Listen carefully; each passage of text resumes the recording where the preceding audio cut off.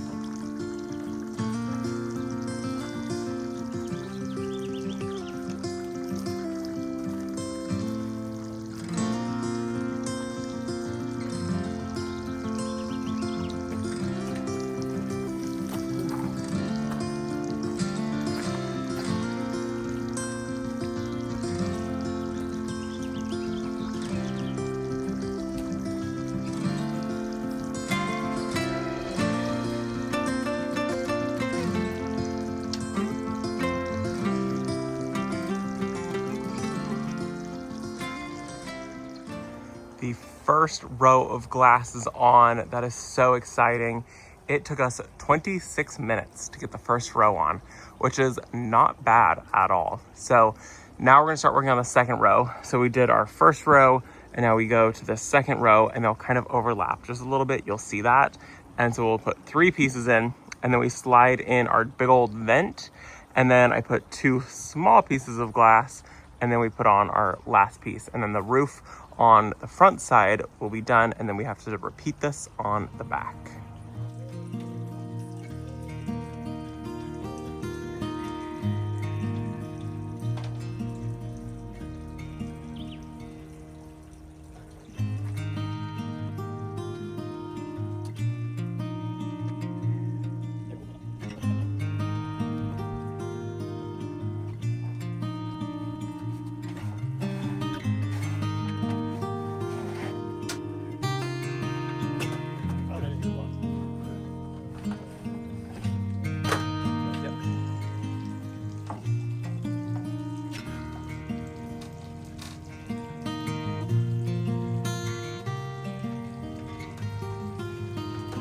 The first whole front of the greenhouse is done. That didn't make any sense. The front of the roof of the greenhouse is done. We got the glass on, we got the vent on. Now we're gonna move to the back. It was not hard. You definitely have to have a good arm span when you're doing these top pieces, because you put it in and you have to hop over and go over. The last piece was definitely the hardest because I was trying to hold it and you're on the outside of it. I don't know, the outside piece kind of scared me. We're now gonna move in and we're gonna just do the bottom and then we'll do the top. it's actually relatively quick.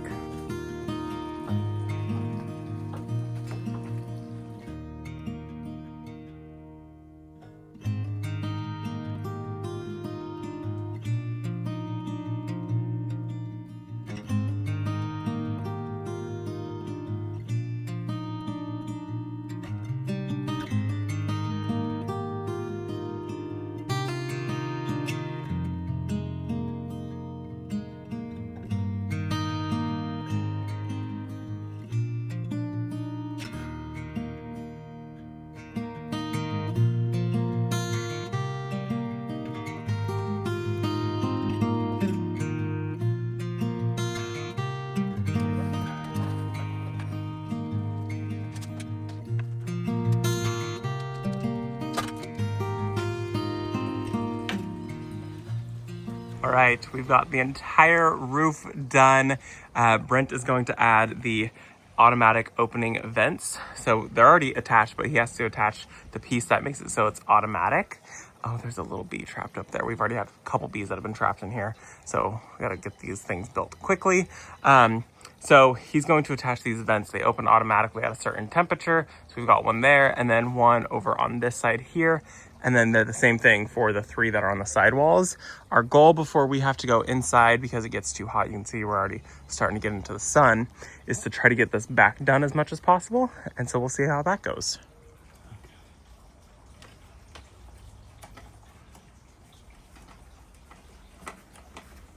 And then just like that, he got the vent in and it's automatically opening. So in those vents, there is wax. And when the wax heats up, it expands and it makes it so that the door opens. And when it gets cold, it compresses. So it makes it so the vent closes. And so, okay. And so it's supposed to open when it's a certain temperature inside and close when it gets a little bit cooler in the evenings. And then it's supposed to also, it says it's supposed to be shut when it's windy automatically. I don't know how that works because we have some days that are windy when it's 100 and something degrees. So we'll see how they work. We have to come out this evening to kind of adjust with it and play with it just a little bit and make sure that it's all working just right. We also really need to start getting glass because there are so many bees that are in the greenhouse because they're all on the crepe myrtle. Look at that. So many bees. I feel so bad. Sorry, guys. But they're all over the crepe myrtle, our borrowed view, which is like the best view in the summertime.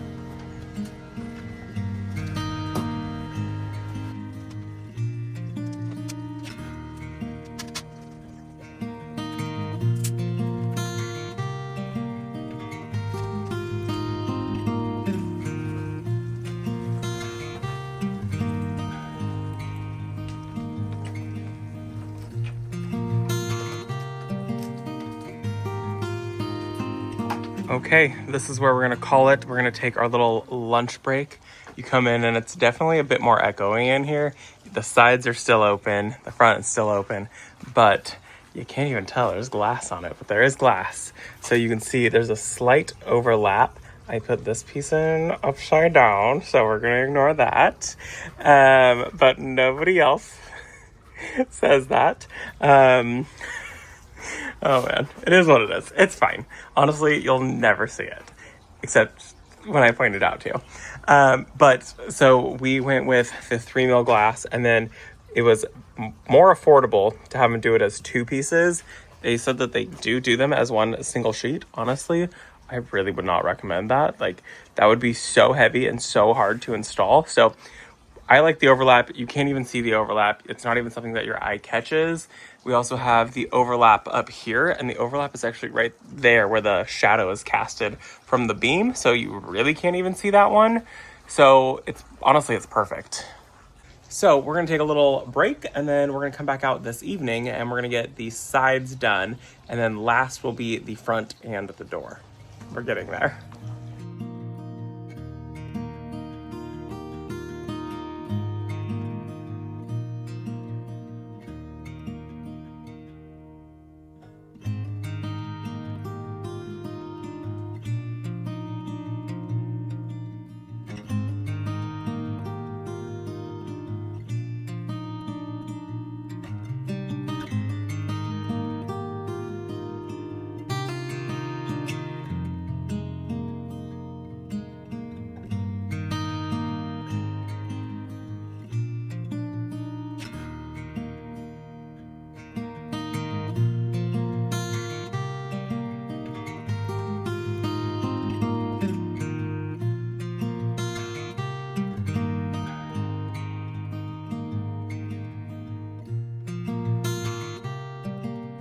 Now we're gonna go take a break. We got the windows in there and there. We had a little sticky situation. We did not get that perfectly square, so now it is perfect and we're good. All that's left to do is attach the window there and then all of these upper pieces that go up on the top there. And now that it's actually noon, we're gonna stop because you can see it is in full sun, and us even picking up some of the pieces of glass are hot and my camera is overheating. So we will be back this evening to actually finish the glass today. Hopefully we get all the glass in and the door. I'm a little nervous about the door. We'll see how tricky that is. So all the glass will be done today, but we're hoping that we also get that door in. That would be nice. Well, we will not be coming back out this evening to work on the greenhouse. I have decided to do a little bit of gardening instead. Brent did something to his back, and so we're just gonna put that on hold for a minute. I mean, I'm still incredibly happy with the progress that we've made. I feel like if you had 3 people, you could easily get this done in like 2 to 3 days, super easily. Also, if it wasn't 100 degrees out, you could also probably do that. But it is going to be 107 the next couple of days. Today's our last day under 100 degrees. And so I'm like, you know what? Let's just do a little bit of gardening. You go chill. So he's hanging out inside, trying to recover his back a little bit. And then I am going to get a little bit of gardening done. So I figured, why not? I still have this little blank area that I want to work on. I just planted some coneflowers in here last week. I want to show you guys those because those have really colored up really, really nicely. And then I've got something that I would like to get put back here. This is kind of a tricky area because it is shade, but it's also hot afternoon sun for a little bit. So it's kind of a tricky spot. So it's going to be kind of a test for what I get in there. I don't expect the very first thing that I plant in this area to succeed. So this might be something that I put in there and it doesn't make it, and then I have to try something else. So this is gonna be a very like trial and error garden bed. We'll see how it goes. Let me show you guys the coneflowers because they've colored up and they're actually really, really beautiful now. When I planted them last week, I told you guys I wouldn't mind if they stayed that dusty color. That's not the color they were supposed to be. And they've changed to more appropriate color. So I struggle with coneflower quite a bit, but these guys, they're starting to get some color to them, and the petals are a little bit weird right now, but they're starting to do something. At least they're coloring up, and they're this pretty pink color. So I am excited about that, and I do see lots more buds coming. And even the one that I was really nervous about, which was this one, which was just its plug, all of the soil had fallen off of it. Totally doing great. We did run extra irrigation to each and every single one of these, and so yeah, I'm hoping that they all survive. They all seem to do really well here. They get a little bit wilty in the afternoon, so I have been coming through and doing a little bit of like supplemental water, especially on those 2 right there, because those were the 2 that the soil did fall off on. But they haven't burnt, which is crazy to me. I thought that they would burn. Anyways, I would like to get something planted in this area right here to start filling this section out. And this garden bed is a little bit hard because it is so dry. We have irrigation in the bed. I have like our tubing irrigation, our 1/2 inch. There's just a tree, and the tree just sucks up all the water. So each plant has to have an emitter directly to where the root ball is in order for it to be able to like fight and get some kind of water. Otherwise, this tree just sucks it up. I mean, we have a sprinkler head right here, and the soil was just bone dry, just inches away from the sprinkler, which is kind of crazy, and that's not super typical. But this tree has grown so fast, and so I know that it's just sucking up all the water. So let me show you guys kind of what I want to get planted in that little area. So I have 5 of these guys right here, and I actually have a couple of them already on my property. This is a Amsonia called Stormcloud. Let me show you the photo. It's so pretty. I really, really love it. I have 5 of them, but I'm just going to put 2 of them in that bed, and then I'll use the other 3 that I have right here as a drift for somewhere else. Normally I don't plant in groups of 2, but with perennials, I'm going to plant them close enough that it really won't matter at all.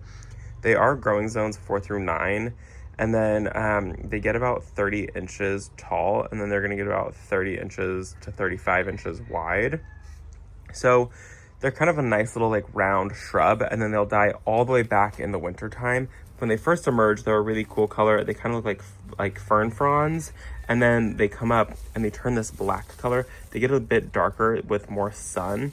I really love them, and then they bloom pretty early in the springtime, and then the blooms all fade and you get these just like nice green little shrub, which is really nice. Perfect. That's all I want back there. I don't need something super showy. I just need some green back there. So I've got 2 of them that I'm going to tuck in. They are full sun lovers. I have my 2 that I already have. I actually have 3 of them in my garden already. So I'm going to have so many of them in my garden. The ones that I have get morning sun, and then they get a little tiny bit of midday sun, and then they get shade in the afternoon. These ones are going to get afternoon sun, and then they're going to get all shade throughout the morning. So we'll see how they perform, but I do just want some green up against the black of the fence. It's just a lot of nothing right there. So this will be green, which will be a nice little backdrop for the coneflowers that I have planted in front of them, making it so the coneflowers can shine in the summertime. So let's get these guys placed. They're very, very light. They're a little bit thirsty. We have not watered them. So they might need a really big extra drink. So I think what I'm going to do is I'm going to get the holes dug, and then I'm going to throw a little extra water in the hole, and then I'll get them planted, and then I will re-water these guys in. Because the cans should not be this light.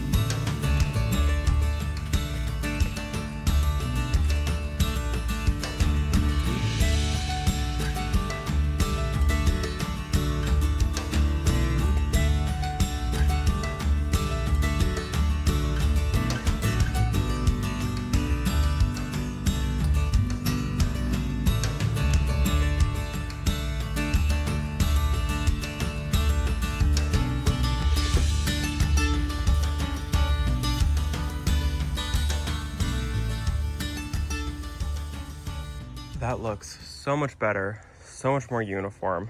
I hated seeing the hole right there. So these guys will probably reach to about here, which is about where I want them to be. I don't want something big and grand. I kind of like how the spirea over here is just kind of low. It's a little mound of green. It's just easy, it's low. I don't need anything tall and crazy. The phlox is probably gonna be the tallest, and it should reach about here. And then this guy will reach about here. So I'm really happy with how this bed looks now. Like I said, I've got 2 of them in there. I ran 2 2-gallon per hour emitters to each one of those, just because they're under the tree and the tree is going to suck up so much water. So yeah, I think that's good. I'm really happy with that. And also I will put a link to this. I get questions every single time I share it. So our dog is buried right here, and there's a thing called the Rainbow Bridge for when your pet passes. And so one of you guys had sent this out to us, and it's one of the most asked questions we get. So that will be linked in the description down below. So just to kind of end this video, I would like to use my little shrub trimmer that I just recently got, and I would like to clean up. I've got a spiral, and I've got 2 spirals that I need to clean up. And I also wanted to clean up the bee balm that I said I would do weeks ago, which is actually the whole reason that I bought that hedge trimmer, was for the bee balm. Never used it on the bee balm. So I'm gonna just clean those 3 things up really quickly, and then we will say goodbye. I just cleaned up this spiral a couple weeks ago, and it's already grown so much. This is a orange twist right here. I love it. I love the new growth color. It's very vibrant, but you can't even tell that it's a spiral at all because it's grown so much. So we gotta clean this one up. And then I have this other spiral right here that also needs to be cleaned up. It would probably be best if it got a bit more sun, but this is where we've chose it to go. This is the tool I'm gonna use. It's called Work Pro. It's like a hedge trimmer thing. And you push this up and then you push the button down there and it goes, and it comes with a second attachment. I'm going to be using this longer one. I think that'll be easier to get the right shape for all of my spirals.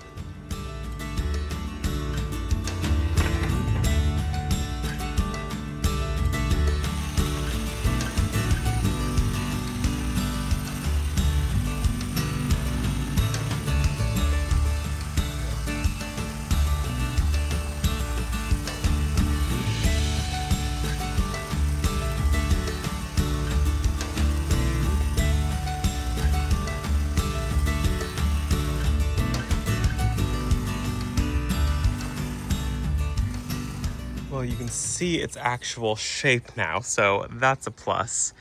All right, we've got one more spiral to do, and then we can do the bee balm.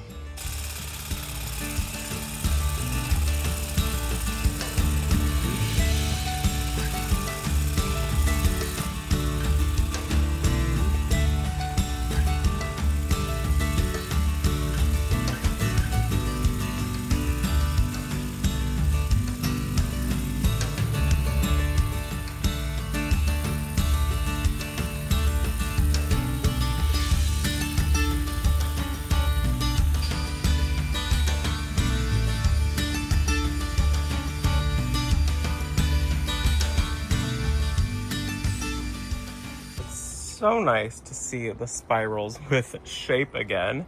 Like I said, this one would probably do best with just a bit more sun, but it is what it is. I might end up moving it out at some point. Not today though. So this is my bee balm, and it could really use a good shearing. I'm a little bit late. It's already flushing out some of its buds. Oh gosh, it's gonna kill me to have to do this. I have to cut it back though, so it's gonna set it back a little bit, which is kind of a bummer, but it needs to happen. You can see you can't even see the petunia down here at all.